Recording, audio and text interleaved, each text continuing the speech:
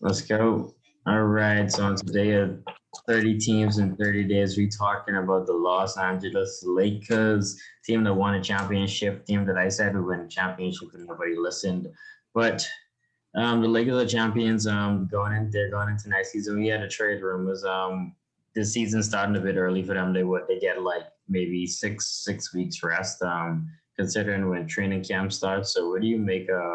What's going on with the Lakers right now? First of all, you said nobody listened to you when you said the Lakers won the championship. The Lakers had the second best odds to win the championship coming into the season. So I don't know what is this whole agenda that you try to create. Like you try to create an argument that is not an argument to make yourself sound You right. That mean doesn't make any sense. They had the second best odds, and a lot of okay? analysts had Did them you winning the championship. So did you let's pick not them to win? get Did you let's did not not get pick into them that. to win? Let's not get into that. And I mean, Lakers is going to be the first agenda for the Lakers is offseason. You got to sign Anthony Davis to the 5 year max. He's going to get the super max. I feel like Anthony Davis. I think he will consider signing a 2 year deal and then signing his 5 year max because you don't know the salary cap. I think is going to decrease this year and it could probably cost him about $50 million if he signs the super max this year. So y'all need to watch it. Anthony Davis, he might sign a 2 year deal like what Kawhi did, like what Paul George did, and then sign that supermax. So he'll be in line for about $250 million at that point. I feel like the Lakers, you're gonna lose some free agents. KCP is gonna opt out. Bradley's gonna opt out. Rondo's gonna opt out. JaVale is gonna opt out. All those guys are gonna opt out. The only guys who I see who's gonna still be on this roster or who will still be on the contract is Danny Green, and then you'll have Kuzma, and then you'll have Caruso. I think everyone else is going to at least opt out to try to get a bigger contract with the Lakers, or they try to go elsewhere. So Rob Pelinka, he have himself an agenda for this offseason. He can have to get some free agents on the low because LeBron is getting paid 40 mil. 80 will be getting paid 40 mil. You're paying Danny Green $15 million. That's already $95 million. The cap is 112. So he'll have to find some value like he did last year for about $15 million. He'll have to create a roster.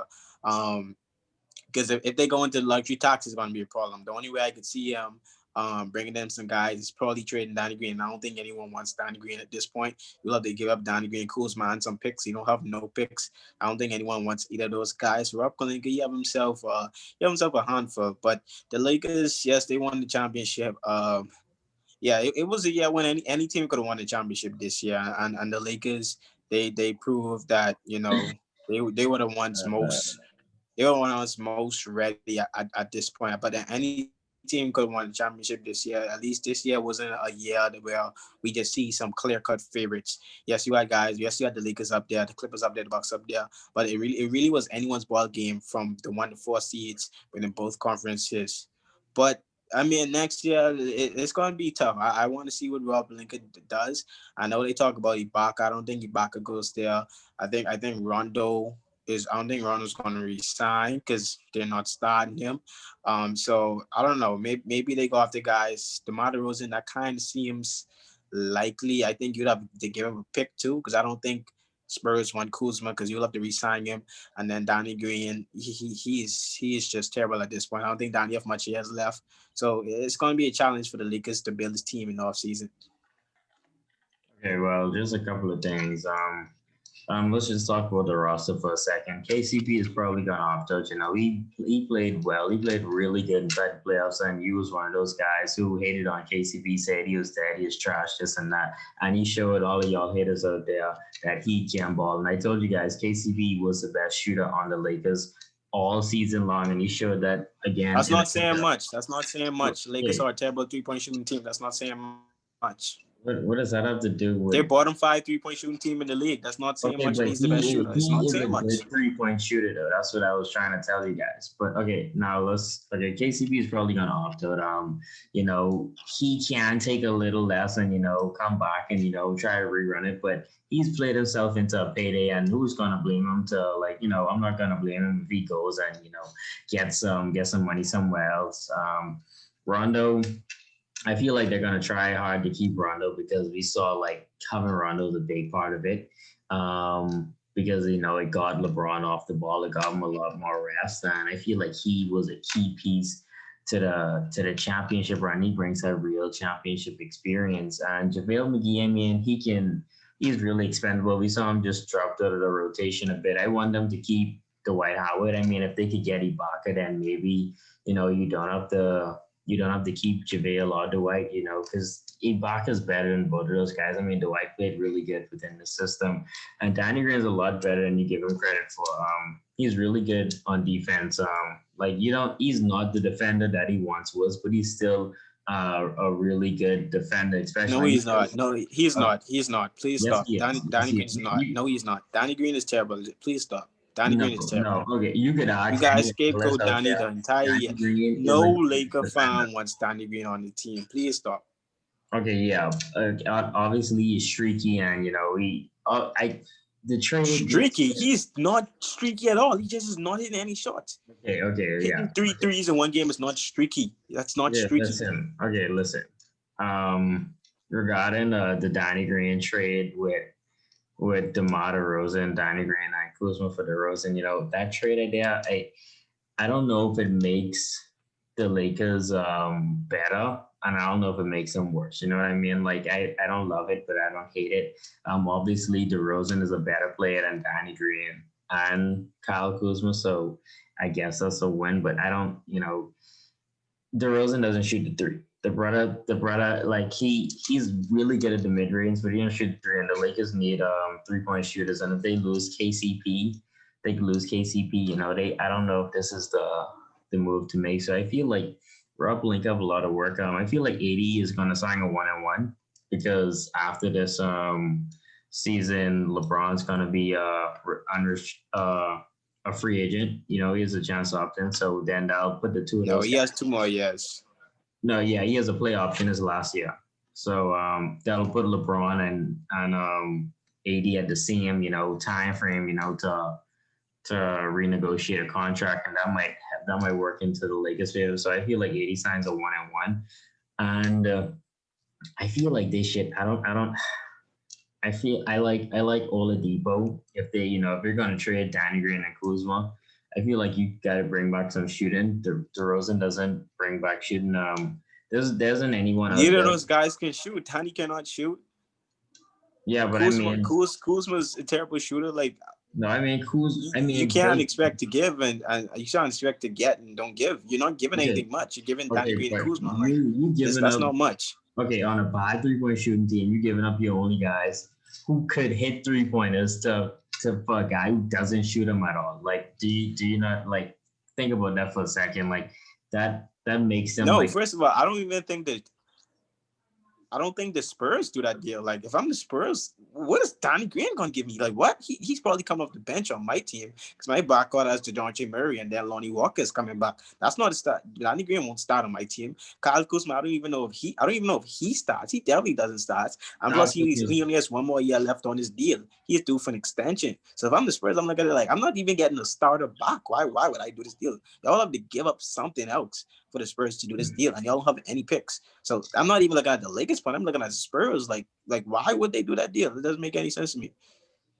Okay, well, Kyle Kuzma is a player. He has a lot of upside. We saw it in the playoffs. He gave them double-digit points in a 10-man rotation on a championship team coming off the bench, playing alongside LeBron James and Anthony Davis. So imagine him, if he could be on the Spurs where there's no LaMarcus Aldridge. Like, come on, dude. Like that. Kyle Kuzma probably has the lowest IQ of a basketball player Okay. I've seen in a while.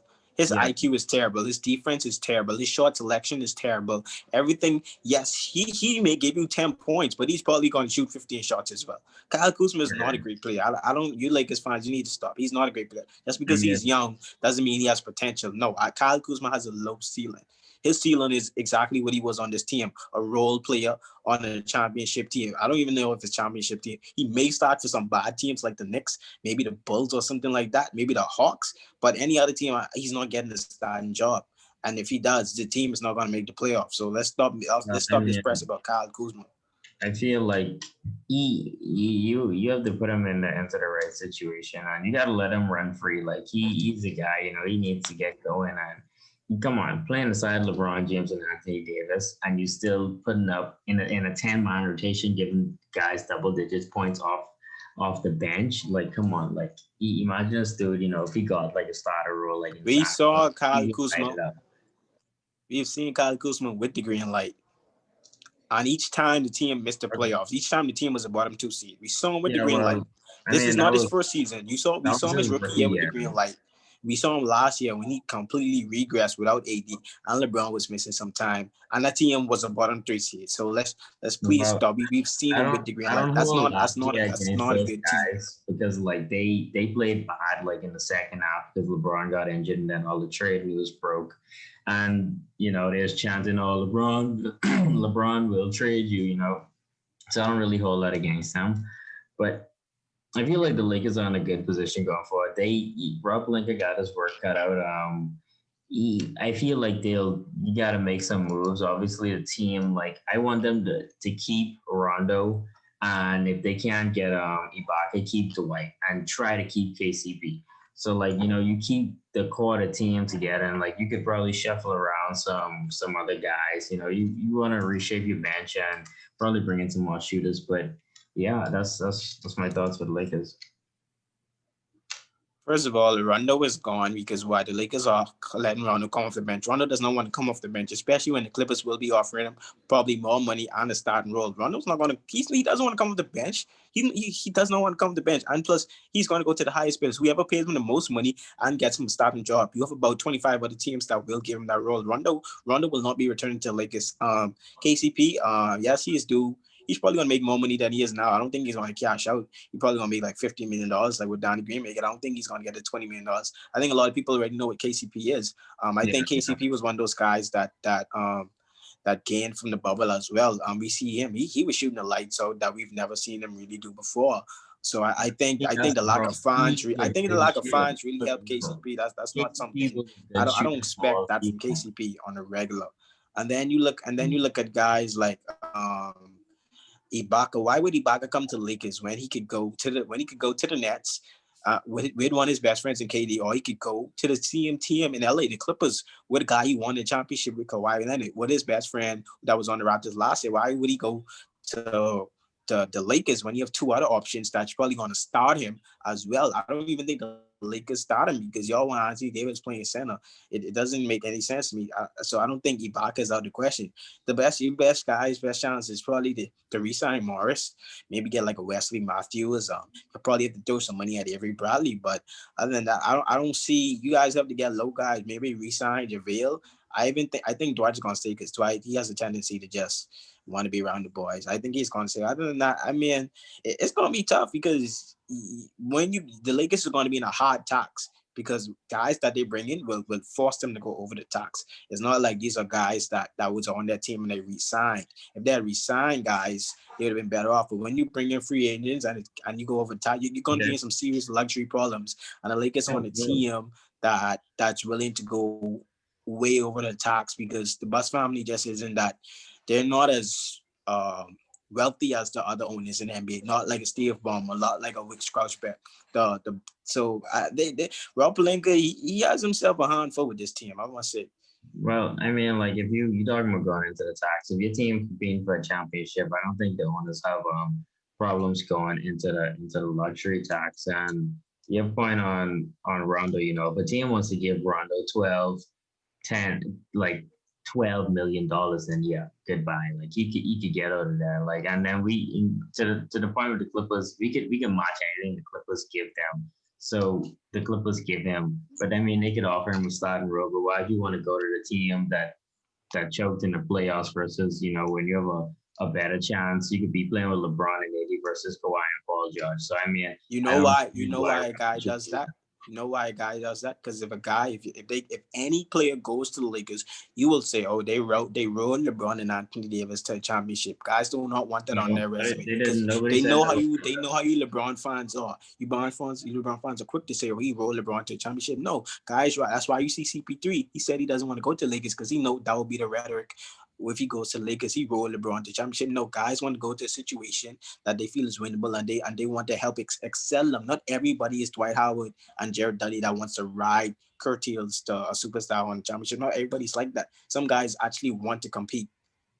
Okay, so I mean, even if he's on the Lakers, he's still gonna be competing. They're not overwhelming favorites going into next season. Yeah, they're the odds-on favorites, but they're not overwhelming favorites. It's still pretty even, like with them between the Clippers, and then you could argue the Nets, and then we want to see what like probably the Sixers doing stuff, and the Celtics could be up there.